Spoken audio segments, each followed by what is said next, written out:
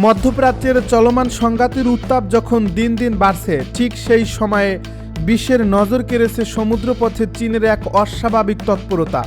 প্রশান্ত মহাসাগর ও পূর্ব চীন সাগরে বিস্তীর্ণ এলাকা জুড়ে শত শত নয়, বরং হাজারেরও বেশি জাহাজ একত্রে অবস্থান নিয়ে মহড়া চালাচ্ছে বলে বিভিন্ন আন্তর্জাতিক পর্যবেক্ষণ প্রতিবেদন উঠে এসেছে। এই বিশাল আয়োজন শুধুমাত্র একটি নিয়মিত সামুদ্রিক কার্যক্রম, নাকি এর পেছনে রয়েছে আরও গভীর কোনো সামরিক কৌশল, তা নিয়েই শুরু হয়েছে নতুন করে জল্পনা কল্পনা। বিশেষ করে ইরানকে ঘিরে যুক্তরাষ্ট্র ও ইসরায়েলের সামরিক তৎপরতার মধ্যে হঠাৎ করে বেইজিংয়ের এমন পদক্ষেপ আন্তর্জাতিক রাজনীতিতে নতুন মাত্রা যোগ করছে। ইরানকে কেন্দ্র করে চলমান উত্তেজনা এখন আর কেবল একটি আঞ্চলিক সংঘাত নয়, বরং তা ধীরে ধীরে বৈশ্বিক রূপ নিতে শুরু করছে। যুক্তরাষ্ট্র ও ইসরায়েলের যৌথ সামরিক অবস্থানের বিপরীতে ইরানও তার প্রতিরক্ষা সক্ষমতা জোরদার করছে। এই পরিস্থিতিতে বিশ্বের শক্তিধর দেশগুলোর ভূমিকাও হয়ে উঠছে অত্যন্ত গুরুত্বপূর্ণ। ঠিক এমন এক সময়ে চীনের নাম সামনে আসায় পরিস্থিতি আরও জটিল হয়ে উঠছে। বিভিন্ন গোয়েন্দা সূত্রের দাবি, ইরানের ক্ষেপণাস্ত্র ও ড্রোন প্রযুক্তির উন্নয়নে চীনের পরোক্ষ সহায়তা থাকতে পারে, যা এই যুদ্ধের গতিপথকে বদলে দিতে সক্ষম। বিশেষজ্ঞদের মতে আধুনিক যুদ্ধে স্যাটেলাইট প্রযুক্তি একটি গুরুত্বপূর্ণ ভূমিকা পালন করে। অভিযোগ রয়েছে ইরান তাদের লক্ষ্যবস্তু নির্ধারণে চীনের উন্নত স্যাটেলাইট নেটওয়ার্ক ব্যবহার করছে, যা অনেক ক্ষেত্রে মার্কিন জিপিএস ব্যবস্থার বিকল্প হিসেবেও কাজ করছে। এর ফলে ইরানের ক্ষেপণাস্ত্র ও ড্রোন হামলার নির্ভুলতা বেড়েছে বলে ধারণা করা হচ্ছে। এর পাশাপাশি ক্ষেপণাস্ত্র তৈরির কাঁচামাল ও অত্যাধুনিক রাডার প্রযুক্তি সরবরাহের ক্ষেত্রেও চীনের সম্পৃক্ততার অভিযোগ উঠছে, যদিও এসব অভিযোগ এখনও আনুষ্ঠানিকভাবে স্বীকার করেনি বেইজিং।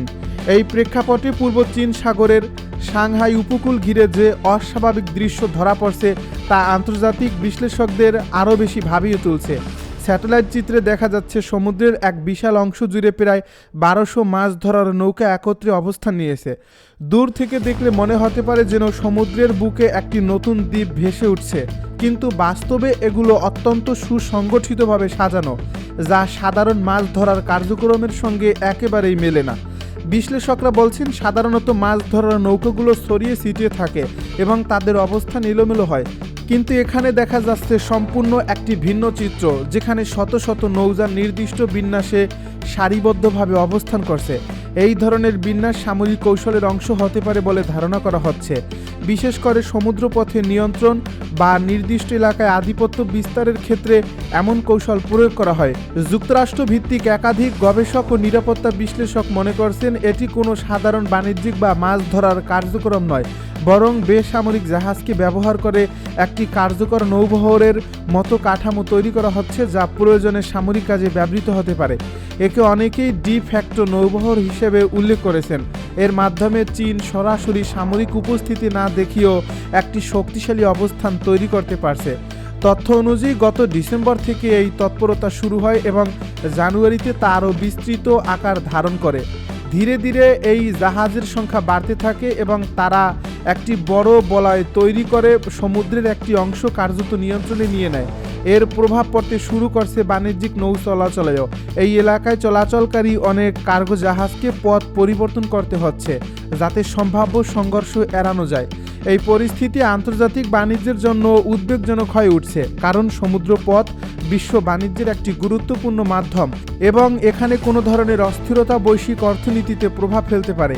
বিশেষজ্ঞরা আশঙ্কা করছেন, যদি এই তৎপরতা আরও বাড়ে, তাহলে তা শুধু সামরিক নয়, অর্থনৈতিক দিক থেকেও বড় ধরনের সংকট সৃষ্টি করতে পারে। চীনের এই পদক্ষেপকে কেউ কেউ প্রতিরক্ষামূলক কৌশল হিসেবে দেখছেন, আবারও অনেকে মনে করছেন এটি ভবিষ্যৎ কোনো বড় সংঘাতের প্রস্তুতি। বিশেষ করে তাইওয়ান ইস্যু বা দক্ষিণ চীন সাগরের আধিপত্য নিয়ে চলমান উত্তেজনার প্রেক্ষাপটে এটি মহড়া নতুন করে গুরুত্ব পাচ্ছে। যদিও বেইজিং এখনও আনুষ্ঠানিকভাবে এই বিষয়ে বিস্তারিত কিছু জানায়নি, তবুও তাদের নীরবতা আরও বেশি সন্দেহের জন্ম দিচ্ছে। মধ্যপ্রাচ্যের চলমান উত্তেজনা নতুন এক মোড় নিয়েছে, যেখানে ইরান, যুক্তরাষ্ট্র এবং ইসরায়েলকে ঘিরে চলমান সংঘাতে এবার সরাসরি জড়িয়ে পড়ার আশঙ্কা তৈরি হয়েছে যুক্তরাজ্যের। কারণ ইরানের গুরুত্বপূর্ণ মিসাইল স্থাপনাগুলোতে হামলা চালানোর জন্য যুক্তরাষ্ট্রকে নিজেদের সামরিক ঘাঁটি ব্যবহারের অনুমতি দিয়েছে লন্ডন, যা আন্তর্জাতিক অঙ্গনে ব্যাপক আলোচনার জন্ম দিয়েছে এবং একই সঙ্গে ইরানের তীব্র প্রতিক্রিয়া সৃষ্টি করছে। এর ফলে পরিস্থিতি আরও জটিল হয়ে উঠছে এবং সংঘাত বিস্তারের আশঙ্কা বাড়ছে। যুদ্ধ শুরুর পর থেকেই পশ্চিমা দেশগুলো সতর্ক অবস্থান বজায় রেখেছিল।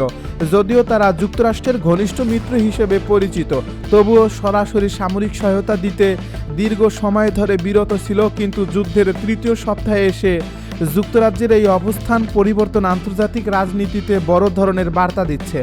বিশেষ করে যখন ওয়াশিংটনের আহ্বানে এতদিন সাড়া না দিলেও অবশেষে লন্ডন নিজেদের কৌশলগত অবস্থান থেকে সরে এসে নতুন সিদ্ধান্ত নিয়েছে।